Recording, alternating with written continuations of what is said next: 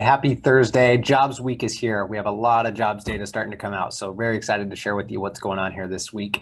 My name is Brandon Steele, financial planner with Mainsail Financial Group just here in Bellevue. And our goal every week, every Thursday at 3 is just to bring you the market updates going on, kind of break apart some of the noise and share with you the stuff that really matters. For those hockey fans out there, hopefully you had a chance to kind of get in line for some of the tickets here. They actually opened up sales just last week. And somehow, luckily, even with the internet crashing and the site crashing for a little bit, I was able to grab some tickets for the opening game. So I'm super excited, and hopefully everybody out there was able to get some tickets as well if you're excited for the Kraken. Let's kind of jump right into things because we have a lot to cover here this week. So let's start out talking a little bit about what kind of transpired towards the end of last week, which was that on Friday, we had a few numbers come out. We had personal income up about 0.1%, which was good. And then spending also about 1%, which was also higher than expectations. So obviously great to see income and spending continue to grow. That's going to be extremely important. And may have a little bit of or maybe kind of a fallout anyways of some of the inflation we're starting to see, which was also a number that came out on Friday. Core inflation came out at 0.5%, right in line with expectations, and actually the same number as last month. You know, it's pretty big. If you annualize that, that's obviously what, 6%. So a bit, pretty big number, and obviously showing that inflation is still continuing to show some signs of momentum here. So something to watch, and to tip the cards a little bit, get ready for next week because there's more inflation numbers coming out then.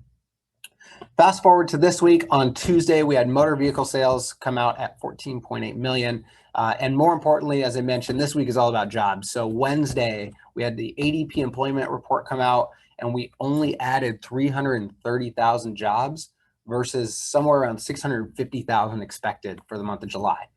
So big discrepancy, not a good number. If I remember right, I believe that there was a big discrepancy last month as well. And if you guys followed the markets yesterday, Wednesday, you probably saw that, there was a little bit of a pullback. And then some good data came out a little later in the day, but it was not a good number. And for those who kind of follow us normally, you may know that tomorrow, again, tipping the cards a bit, tomorrow is the non-farm payrolls number, and that one is maybe a little more important to watch, but still not good on the ADP employment report, and not a good sign for continuing to get people back to work. All right, continuing the trend of jobs. Today we had initial jobless claims, another pretty in line with expectations number. We had 385,000, but the big number is tomorrow. Tomorrow, we've got non-farm payrolls number coming out, and I'd love to hear what you think. So many are expecting around 870 or so thousand jobs added for the month of July. And I'd love to hear if you think that will beat the estimate, if you think we'll see less jobs added in the month of July. Comment below, send me a message, just kind of let me know what you think. And actually, if anybody's able to get the correct number, I'll send a copy on me if you're able to hit it. So just let me know what you think. I'd love to hear kind of your thoughts as whether or not we'll beat it. And then if you want to share a number, feel free to do that too. And kind of more broadly, I wanted to touch on a few things that we saw this week as well. So again, next week, pay attention because we'll be talking a lot about that jobs report number, the non-farm payrolls. But more broadly, we saw a lot of earnings over the past few weeks.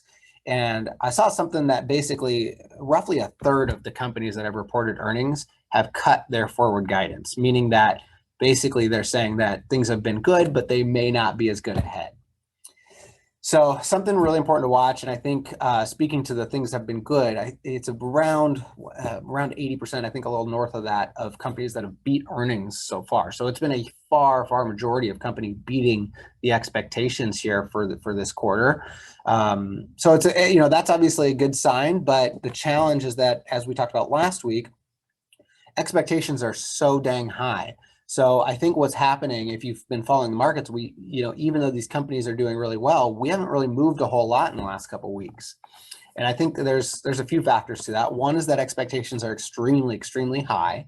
So we've got a big bar to jump over. Two is that forward guidance is being cut. So even if we jump that bar, people are looking ahead, right? Investors are always looking at what their investments mean for the future, and maybe realizing that, some of these companies are a little more grim than they once were. And third is obviously the Delta variant. This is becoming more and more of a topic, more and more of an issue. And obviously that's starting to weigh on the markets a little bit as well. So a lot to watch, a lot to consider, but all very important as it relates to the markets and your portfolios.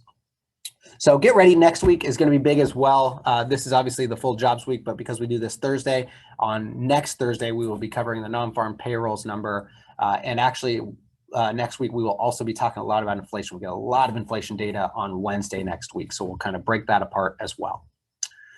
With that, we'll transition to the question of the week. And the question this week is from Deborah on gifting. Just generally some things to consider when exploring gifting. And I think with asset values quite a bit higher right now, she's probably not alone in thinking about gifting strategies, right? There's a lot of people who are thinking about gifting and estate planning strategies, especially given all this run up that we've seen. So just to kind of break this apart a little bit, the first thing to understand about gifting is that there is an annual limit for gifting before it starts to dip into some other considerations. That limit is $15,000 as of 2021, $15,000 per donor per recipient. So in other words, let's say a married couple has 4 kids. As each donor, they can give $15,000 each to each kid. So $15,000 from dad to kid 1, 2, 3, 4, $15,000 from mom to kid 1, 2, 3, 4. That totals at what, $240,000, right?